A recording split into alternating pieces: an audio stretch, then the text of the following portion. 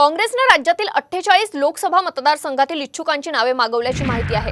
10 जानेवारीपर्यंत इच्छुकांची नावे सादर करण्याच्या सूचना दिल्याचंही कळतंय। महाविकास आघाडीतील जागा वाटपाचे सूत्र अद्याप अस्पष्ट आहे। अशातच इच्छुकांची नावे मागवून काँग्रेसने मित्र पक्षांना बुचकळ्यात टाकल्याची चर्चा आहे। दरम्यान ही काँग्रेसची स्वबळाची तयारी आहे की दबाव तंत्र आहे अशी चर्चा आता सुरू झाली आहे। या संदर्भात आमदार विकास ठाकरे यांच्याशी चर्चा केली आमचे प्रतिनिधी पराग ढोबळे यांनी।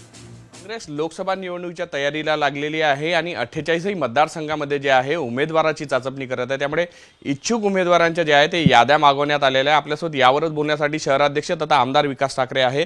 तसं तिकीट मागायला कोणीही मागू शकतं काँग्रेस पक्षात तिकीट, परंतु उमेदवार ठरवण्याचं काम हे पार्लमेंटरी बोर्डाचं, अखिल भारतीय काँग्रेस कमिटी, प्रदेश काँग्रेस कमिटी यांचं असतं। आता इथनं नाव गेल्यावर ते त्यांच्या क्रायटेरियामध्ये बसतात काय?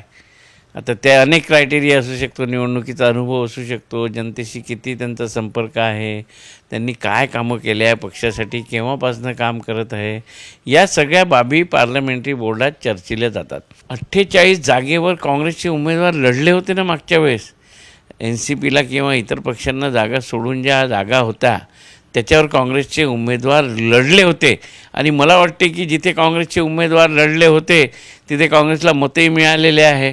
मग त्या जागेवर तयारी करण्यास हरकत नाही। ती तयारी जर आघाडीतल्या दुसऱ्या उमेदवारासाठी कामात येईल ना। शेवटी कितीही पक्षांच्या आघाडी झाल्या तर जे त्या आघाडीमध्ये समाविष्ट पक्ष आहे ते सर्वच कार्यकर्त्यांना कामं करायचे आहे, तर ही केलेली तयारी ही उमेदवाराच्या कामातच येणारी आहे। व्हिडिओ जर्नलिस्ट सौरभ भोलेसह पराग ढोबळे, साम टीव्ही न्यूज, नागपूर।